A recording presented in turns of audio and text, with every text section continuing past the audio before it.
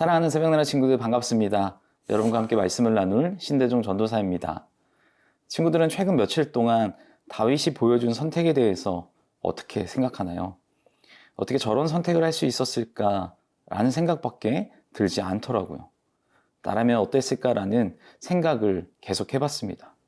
그러나 우리가 기억해야 할 무엇보다 중요한 것은 다윗은 단순히 착하게 살기 위한 선택들이 아니었음을 우리는 알 수 있죠. 다윗은 이런 과정을 통해 하나님의 마음에 합한 이스라엘의 왕으로 연단되고 있음을 우리는 기억해야 합니다. 다윗을 통해 일하시는 하나님께서 보여주시는 놀라운 은혜는 다윗을 죽이려고 끝까지 추격하는 사울 왕으로부터 항복을 받는 과정에서도 드러나게 됩니다. 오늘 다윗의 이야기를 통해 하나님의 뜻에 순종하며 사람의 방법으로 행하지 않은 자에게 어떤 은혜가 있는지 살펴봅시다. 오늘 말씀의 제목은 악인도 인정하는 사람입니다. 오늘의 말씀은 사무엘상 24장 16절에서 22절입니다. 다윗이 이 말을 마치자 사울이 내 아들 다윗아 내 목소리가 아니냐 라고 말하며 큰 소리로 울었습니다. 그가 또 말했습니다. 나는 너를 못살게 굴었는데 너는 내게 이렇게 좋게 대하니 내가 나보다 의롭구나. 내가 방금 내게 말해준 것처럼 여호와께서 내 손에 나를 넘겨주셨는데도 너는 나를 죽이지 않았다. 사람이 자기 원수를 만났는데 누가 해치지 않고 그냥 보내주겠느냐. 오늘 내가 내게 한 일로 여호와께서 내게 상 주시기를 바란다. 나는 내가 분명 왕이 될 것이고 이스라엘 왕국이 내 손에 세워지리라는 것을 알고 있다. 지금 여호와의 이름으로 내게 맹세하여라. 내가 내 자손들을 끊어버리지 않고 내 이름을 내 아버지의 집안에서 지우지 않겠다고 말이다. 다윗은 사울에게 그대로 맹세했습니다. 그러자 사울은 궁으로 돌아갔고 다윗과 그의 부하들은 요새로 올라갔습니다. 하나님께서는 다윗의 모습을 통해 사울을 감동하게 하셨습니다. 우리 함께 본문 17절 18절을 보겠습니다. 그가 또 말했습니다. 나는 너를 못살게 굴었는데 너는 내게 이렇게 좋게 대하니 내가 나보다 의롭구나. 내가 방금 내게 말해준 것처럼 여호와께서 내 손에 나를 넘겨주셨는데도 너는 나를 죽이지 않았다.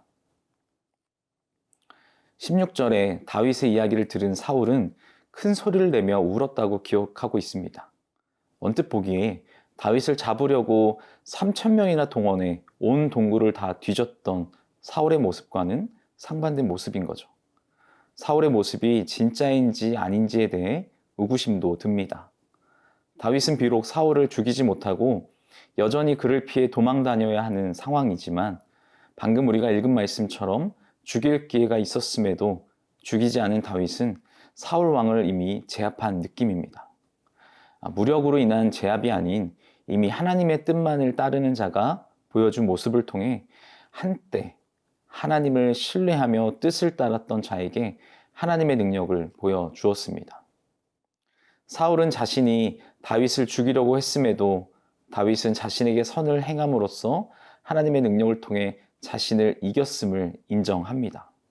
명백한 패배 선언이죠. 더 이상 갈 곳이 없을 만큼 하나님으로부터 멀어진 사울은 이미 다윗이 자신을 이어 이스라엘의 왕이 될 것을 알고 있었죠. 하나님께 버림받았음에도 사울은 왕의 자리에서 내려오는 것을 막기 위해 지금까지 부단히 노력하고 있었던 것입니다. 그러나 결국 하나님의 섭리는 가리워질 수 없는 것임을 기억해야 합니다. 사랑하는 새벽나라 친구 여러분, 다윗은 목숨을 지키기 위한 도망을 다니는 신세였고 사울 왕의 목숨을 해할 수 있는 순간에도 다윗은 모두 사람의 생각이 앞선 것이 아니라 선을 행하며 하나님의 뜻을 구했죠. 우리는 매 순간 우리의 생각이 앞서고 우리의 방법이 앞설 때 하나님 앞에 내려놓고 하나님의 방법과 하나님의 뜻을 구하며 살아가는 우리가 되기를 소망합니다.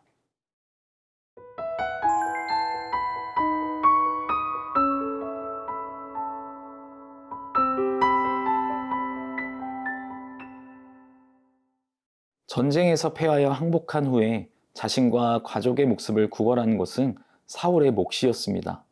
사울이 다윗에게 자신의 가족을 돌봐줄 것을 간청합니다. 우리 함께 본문 20절, 21절 말씀을 보겠습니다. 나는 내가 분명 왕이 될 것이고 이스라엘 왕국이 내 손에 세워지리라는 것을 알고 있다. 지금 여호와의 이름으로 내게 맹세하여라. 내가 내 자손들을 끊어버리지 않고 내 이름을 내 아버지 집안에서 지우지 않겠다고 말이다. 어떤 왕이 전쟁에서 항복할 때에는 상대방 왕에게 항복 조건으로 자기 가족과 부하들의 안전을 보장해 줄 것을 요구하기 마련입니다.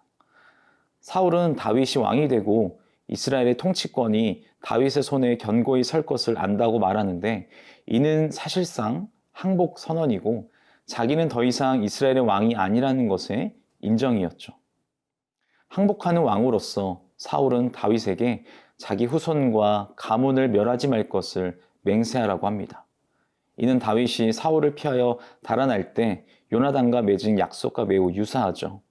그래서 다윗은 사울, 요나단 두 사람과의 무력 전투를 하지 않고 왕의 자리를 이어받게 되었습니다.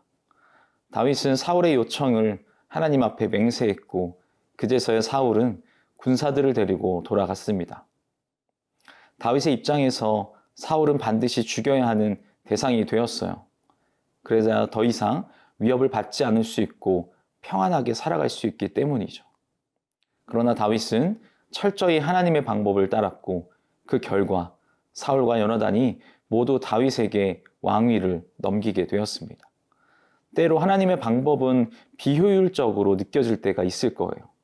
그러나 다윗이 그랬듯 그 방법을 선택한 사람에게는 하나님께 기쁨이 되어서 귀하게 쓰임받는 것을 기억해야 합니다. 사랑하는 새벽나라 친구 여러분, 하나님의 방법이 때로는 답답하고 진짜 이게 맞는가 싶을 때도 있을 거예요. 하나님의 뜻을 거슬러 어떻게든 자기 욕심을 채우려고 하면 더욱 고난의 길이 펼쳐집니다.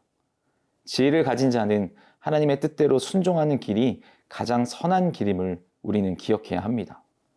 하나님이 인도하시는 가운데 가장 더디게 보이는 그 길이 가장 확실하고 선하게 인도하시는 길임을 기억하기 바랍니다. 세상의 방법으로 어리석은 선택을 하는 것이 아닌 하나님의 뜻을 구하고 그 뜻 가운데 순종하며 살아가는 우리가 되기를 바랍니다. 사랑의 하나님, 우리의 힘과 능력이 아닌 하나님의 능력으로 하나님의 말씀 앞에 순종하는 믿음의 삶을 살게 하여 주옵소서. 감사합니다. 예수님의 이름으로 기도합니다. 아멘.